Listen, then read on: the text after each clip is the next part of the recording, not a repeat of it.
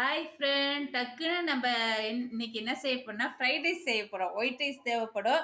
முன்னாடியே வேக வச்சு கொஞ்சம் ஃபேன் காற்றுல வச்சு ஆற வச்சு எடுத்து வச்சுருக்கேன். குக்கரில் வச்ச ரைஸ் இது. இது பார்த்தீங்கன்னா கேரட் கொஞ்சோண்டு ஒரு கால் அளவு தான் இருந்தது. அதை வெட்டி வச்சுருக்கேன் குட்டியாக. கேப்சிகம் ஒரு பாதி எடுத்துக்கிட்டேன். ஆனியன் ஒரு பாதி.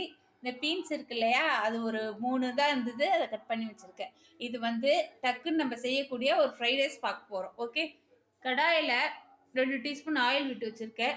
இங்கே பார்த்தீங்கன்னா பெப்பர் தூள் கொஞ்சம், ஜீரகத்தூள், இது பாஸ்தா மசாலா இருக்கு இல்லையா, கடைகளில் கிடைக்கும்ல, அந்த பாக்கெட் ஒன்று எடுத்திருக்கேன். இது எல்லாமே தேவையில்லை, நமக்கு கொஞ்சம் கொஞ்சம். இது கொஞ்சம் தான் போடும் பெப்பர்லாம்.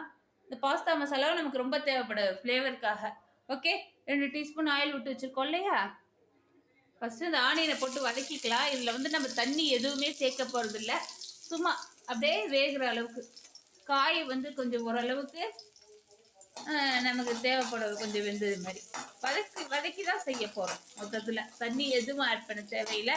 இது நம்ம ஈஸியாக செய்யக்கூடியது. ஓகே, வதங்கட்டும். நெக்ஸ்ட்டு ஒவ்வொரு காயாக போட்டு நம்ம வதக்க வேண்டியது. வதக்கிட்டு நான் காமிக்கிறேன். கேப்சிகம் போடுறேன். எல்லா காயும் எடுத்து போட்டுடலாம் ஆல்மோஸ்ட். ஓகே, எல்லாத்தையும் போட்டு நல்லா வதக்கி விட்டுக்கோங்க. நான் வதக்கிட்டு உங்ககிட்ட ஷேர் பண்ணுறேன். போட்டு கொஞ்சமாக உப்பு போட்டு காயை மட்டும் 1 நிமிஷம் வரைக்கும் மூடி வதக்கி விட்டுக்கோங்க. இப்படி தான் இருக்கணும், தண்ணி எதுவும் சேர்க்கக்கூடாது. இப்போ அந்த ரைஸ் இருக்கு இல்லையா, உதிரி ரைஸு, அதை எடுத்து அப்படியே போட்டுக்கோங்க.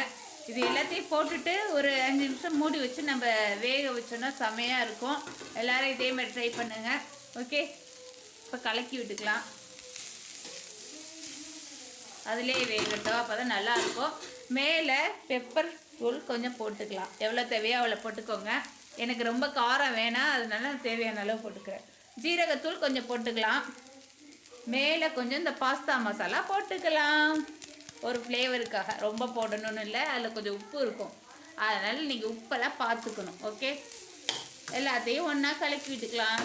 நான் கலக்கிட்டு உங்கள்கிட்ட காமிக்கிறேன். அவ்வளோதான் ஃப்ரெண்ட், ஃப்ரைட் ரைஸ் ரெடி ஆயிடுச்சு. இப்போ 1 நிமிஷம் மூடி போட்டு வேக வச்சு ஆஃப் பண்ணிடலாம். அவ்வளோதான், சூப்பராக இருக்குது பாருங்கள், உதிரி உதிரியாக.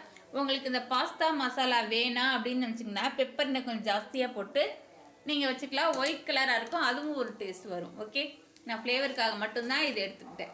ஓகே, இது மேலே நீங்கள் முட்டை எது வேணாலும் தாளித்து போட்டுக்கலாம், செமையாக இருக்கும். ஓகே, சோயா சாஸ் இருக்கு இல்லையா, அது கூட போட்டுக்கலாம். ஓகே ஓகே ஃப்ரெண்ட், நீங்கள் சேனலுக்கு சப்ஸ்கிரைப் பண்ணிக்கோங்க, சப்போர்ட்